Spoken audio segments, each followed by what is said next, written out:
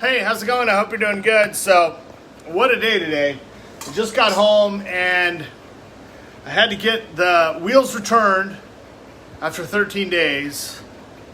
And what I basically did is I went around, I tried to find what's the best thing to do. They've got all different colors of wheels, they got bigger wheels. I went online, I finagled. I tried to get the biggest, most expensive wheels I could find. Turns out in America, is more than I can afford. So I couldn't buy them. I got declined. I tried the Amazon Pay, delay the payments, the whole thing. Just never really worked out for me. So after getting through the returns line at Fred Meyer, I finally did the return and I went and I bought smaller because they're cheaper. I think by $2 a wheel. So I got $25, almost $26 back, and I spent, I think, $13 back in. So I don't know what that leaves me at, $12. So I got $12 left. Let me count. I got 11 and change, but over $1 in coins, which is kind of good. So anyway, what we got here is we got the 2-inch wheels. Instead of, I think the other ones are 3 or 3.5 inch wheels. So we're gonna get out the 2-inch wheels. I got the cart right behind me, and we're gonna put them on. We're just gonna see how it goes. Normally you would think with tough curbs, tough cracks in the sidewalk, tough sidewalk connectors, you'd always want to get the bigger wheels, right? But they're expensive. They're over $20 a wheel. They've got fancy locking mechanism on them. Locking mechanism. The old ones were $5.99. The new ones,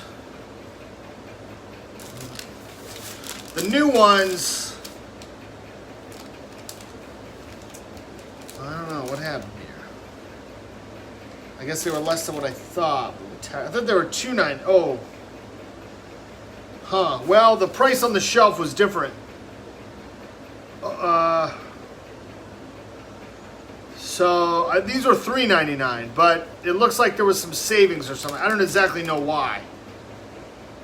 They were supposed to be $2.99. They didn't say they were on sale, but I did scan the rewards card. I don't actually get any rewards. I just use them for the sales, I think at some point when I first moved here, I collected $5 in the rewards because you get like a penny or two or something like that when you get up to $5 or whatever. So I spent it on groceries, and I think they canceled it. And I don't even know if I can use the rewards for gas. So I don't accumulate any rewards. You can donate to local community, nonprofit type things. But I still get the sales from it or whatever. So anyhow, so here's what they look like. They're small 2-inch wheels. They've got a tougher locking mechanism, which can basically get caught in the road and stuff like that. So I don't know if they have a spring in them or not. I guess they just torque down a little bit.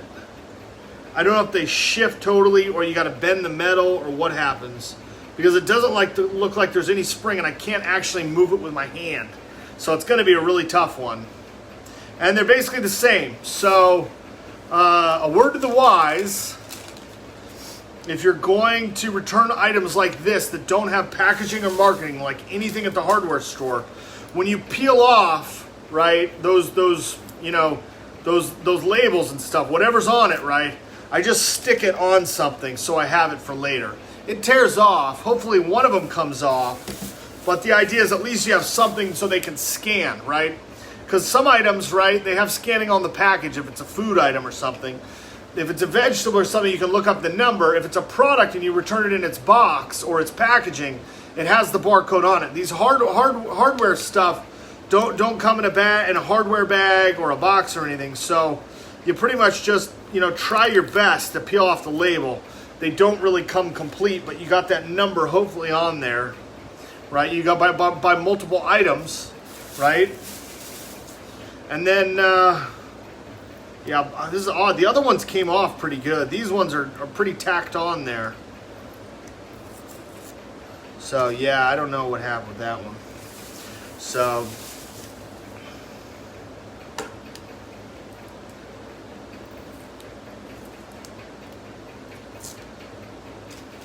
okay, and then we basically screw these on here. and use the wrench.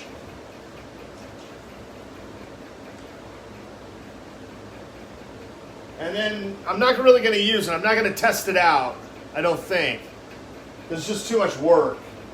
And if these ones bend, I guess I'll just keep buying the $2 ones, you know.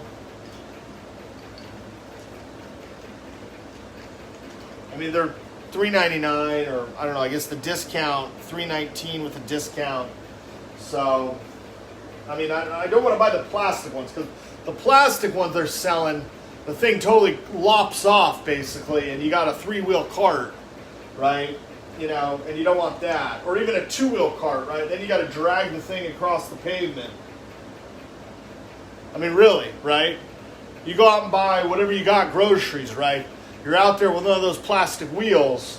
One of them breaks off. You're like, you know, it's like, I'm supposed to never say that, but women with high heels in the movies, right? Romancing the Stone, right?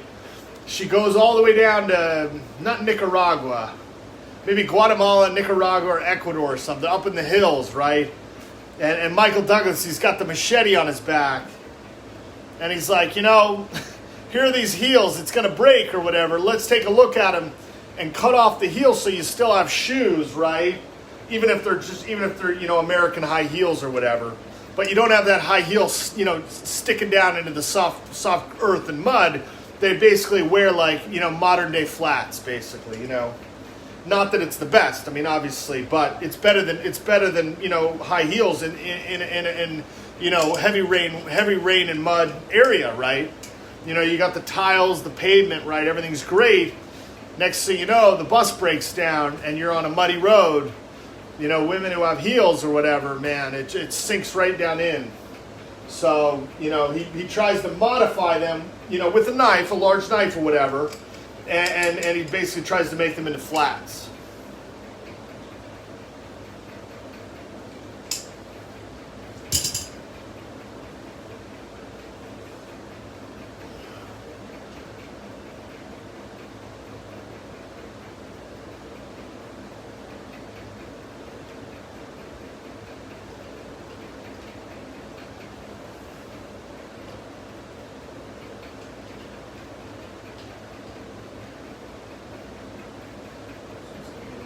Trouble here.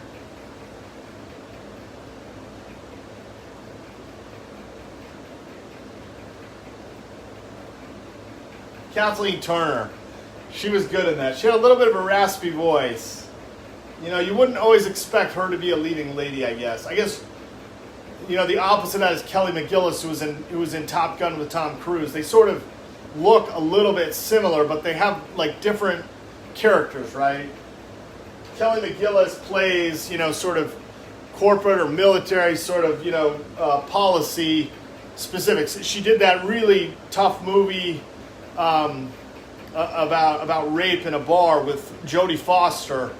I can't remember if it was called The Accused or what, but real bad scene in it. And she plays a lawyer, basically has to defend Jodie Foster against these guys in this, basically this, I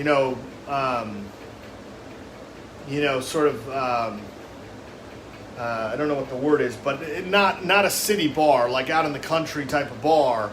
And they've got pool tables and you know the bar lights, the pool tables, pinball, and all the guys are hooting and hollering around her while she's getting raped on a pinball machine. It's just terrible.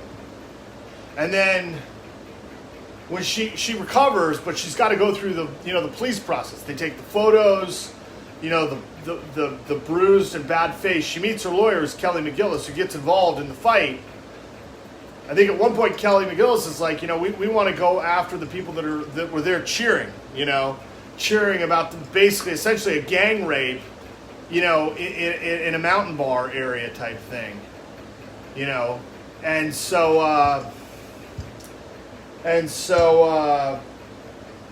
try to convict him, but you know Jodie Foster has to deal with the beration and calling names in public, and so I think at one point she sees the guy that rapes her in this big fancy truck, you know, one of these extended cab trucks type thing, And I think she only had a car or something, but she drives right into him on his driver's side. And, you know, I don't know if she backs up and hits him again or whatever, because they don't do anything, right? They don't convict him. You know, whatever they say. Can't find him, don't know him. You know, crazy, stupid story about trying to play a pinball game or whatever, you know, at a bar. Too much drinking, you know, not the right attitude, you know, shouldn't have been wearing a jean skirt or whatever the crap was, right? So, and then on the other hand, Kathleen Turner, right, in Romancing the Stone, she's like this novelist who's a little bit like manic a little bit. She like feeds her cat on like the own plates that she eats on, and then when the cat's done, she throws the plate into the fireplace. You know, she has a one glass of champagne, and when she's done with the glass, she throws it in the fireplace to celebrate. Like, way eccentric, right? And sort of has money, and then gets this like cryptic letter. You know, I don't know if they used to call it a ransom note, you know, where they paste on the letters. And then she gets a corresponding phone call from her sister, who's, you know, obviously more adventurous. This is the 80s, right? 80s was way out there. I mean, you could really get hurt in the 1980s. You know, I'm not saying you can't now either, right? But, I mean, somehow a woman being adventurous winds up down in a Central American country, south of Mexico, I think, but above South America. You know, all the way down to Panama and, you know, Panama Canal. And then I think across that it goes into South America. And then above that is, you know, all those other countries. Ecuador, you know, Venezuela, Guatemala, you know, I don't know. You somehow, you know, you got to name them all or whatever. So she's on the phone. She's like, you know, I don't know, whatever they say, whatever they have to say in a ransom phone call, you know. And so she's immediately like, well, I better get down there. I think they show a video of it, right? Like, these kids are out, you know, little teens, like 9, 10 years old. You know, if they're, I don't know, technically they're not teenagers, right? Because, you know, 13 has a teen on the end. But, you know, the kids look, and they're swinging a bolo around, right? And somehow you fashion 2 weights or rocks, not necessarily rocks, but something that attaches to the end of the rope, right? And they're swinging it around. And I can't remember what she does. She's in sort of like Gata on the Run, but she's got like a sports car or something in sort of a foldable garage. She's got to open the doors. She somehow gets the car out, and then she's got to go close the doors or whatever. And these kids like throw the ball. It goes right around her neck, and then she's captured or smothered, not around her face, but her body, by her captors. And you know, they're asking for money or whatever. Somehow, inevitably, Kathleen Turner supposedly has a lot of money, but she's like, it's like she's in New York or San Francisco, you know, somewhere as a writer. And she writes like, you know, romance novels and paperbacks, stuff like that. You know, eccentric. She sends the book to her publisher. You know, the book sells. She's going to celebrate by feeding her cat. You know, she's got the music on. Feeds her cat, you know, canned cat food or wet cat food on a plate. You know, she's not really into eating very much, but she throws the plates and stuff into the fireplace, and then she gets the ransom. So next thing you know, she's catching one of those flights to Central America. You're like, where is this going? And sure enough, she's on a bus up in the hills. You know, those bus drivers going through the hills, right? Breaks down. You hear the chicken. You know, people have got their chicken coops on top of the bus, and old grandmas, you know, going to the other part of the state or whatever. And I can't remember if they get boarded by police or what, but somehow out of nowhere, you know, this American, you know, adventure man who lives in Central America, who speaks Spanish and English, right? And you know, he's visibly, you know, not from Central America. I mean, possibly, but, you know, American. You know, he's got a gun. I think he had a sawed-off shotgun and a machete, and he's got boots, and, you know, knows the lingo and talks to people, whatever. It's like, so she hooks up with him right away, but then he's got kind of like, well, you know, we got to get on the trail sort of thing, right? And right around that time, either before or after, he cuts off the heels so she can walk, because it starts raining all of a sudden, and boom, they go. It's this famous scene. They go right down this mudslide. His face falls right in between her legs in this muddy water. It's like, You think about the movie set, they're trying to make it rain all the time, like get the rain going, and the mudslide, like how do they fashion that, make it like like basically like a water slide type thing, but it's mud everywhere. I mean, in real life, you're like, there's going to be rocks and sticks and branches, everywhere you'll get these scrapes and these cuts and whatever. But in the movie, it's like they just slide down this thing of mud, and he falls right into this, warm or cold, whatever, muddy water or whatever, right in between her legs. She had some kind of a white dress, and all of a sudden they're like, they're gonna be in a romance or whatever. He's helping to save her life, but he's probably got to be, and all of a sudden, boom, they're so close. And then they talk after that. I think after that they, then it sort of goes off. They find sort of an abandoned fuselage of an airplane that, that crashed. He kills a snake. They've got to try to eat a snake over a fire, stuff like that. I mean, but I remember those movies. They did a sequel that ended up going to the Middle East with, sort of like a jettison jet fighter, and I think they eventually use the guns on it, but it can't actually fly or something like that. And he's got to wrestle the older, bigger guys or whatever. So.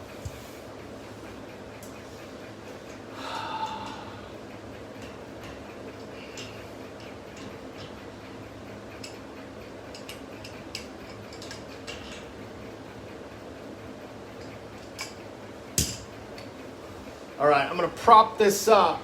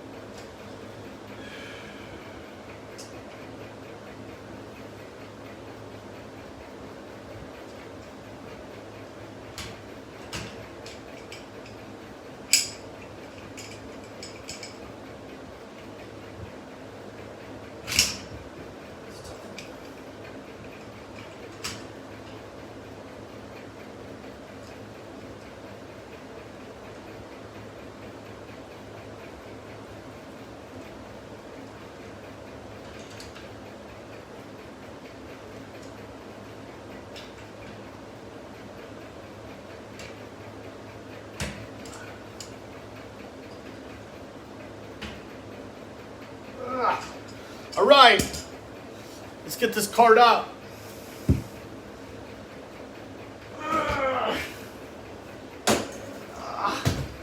All right, it moves around.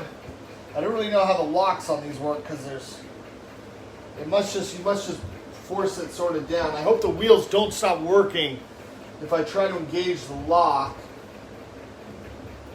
When the wheels get so small, I guess these are, label says these are 2-inch. What happens is, it's so small you think, well, it's not going to bend. Maybe. I thought the last ones wouldn't bend. The last ones bend.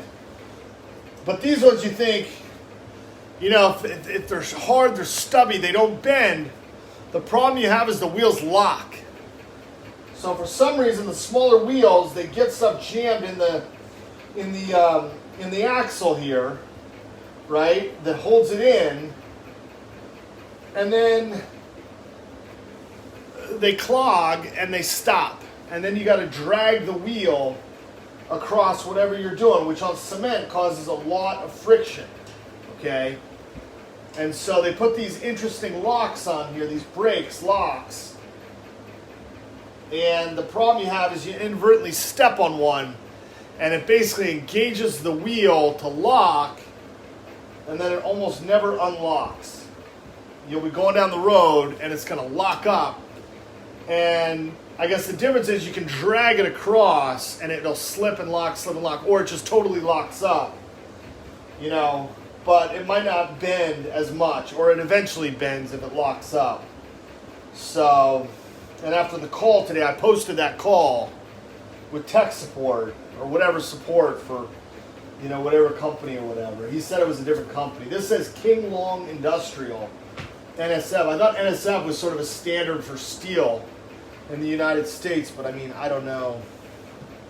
So we'll just see how it goes, but I feel so much better about racing around trying to buy $100 worth of wheels. You know, when you basically just say if the last ones don't work and you've tried 3 of them, spend less money, right? Why invest so much more? You know, so much of the time, you know, we think about invest more, invest more, invest more. But when you have something like that happen, right, you know, somehow with a wheel for a cart to go to the grocery store, and you're right there at the store, you're like, you know, just buy the less expensive ones, you know. Because they're the same manufacturers, the ones that bent before. I was so confident about the last ones. And these ones I say, you know, why buy, you know, way more than $20 a wheel? I mean, I don't even know how much this was, right? I mean, the guy doubted I could have bought this in 2002. So that makes me think, right? Like, what happened? I have no idea. I mean, 2002 was 19 years ago. You know? So, anyway, I'm going to go. I hope you're doing well. And I may play FIFA later, but I don't really feel like it. I got to eat some food, and I had something to eat earlier. And it was raining. I couldn't go back to the store. So, I'm glad I found something here that'll work for a little while. And I want to load it up. I bought the, I forgot what the version was. It's the more expensive version. Because they're all on sale. I think this one's about $35. And so there's the standard one on Stadia. Then there's one above, which comes with like 1 pack of player cards. I don't know what name or level the player cards are. And then the next one I bought is the more expensive one. It's got sort of a white frame, and a soccer player. I don't know who the soccer player is from that photo. There's no writing on it or anything. I don't know if it's going to show up on Stadia or not. I'll have to maybe I'll go live before I load it. I just don't feel like it right now. And then I think it's the same person or soccer player on the other ones, but this one it's more of like a photo. You know, I think it's a black and white photo too, and I think this one comes with 2 packs and like something else. Maybe it's a pack of 5 players or a pack of 10 players. I don't know. This is 2 packs of 10 players. I don't know. So, and it's a whole new thing. I can't remember the last time I played video game soccer. I mean, you know, I think by the time video game soccer came out, I'm not saying it wasn't for the old Nintendo and stuff. It just wasn't as big of a game. And then when they developed FIFA, you know, they had all the consoles, and I haven't really had very many of the consoles as an adult.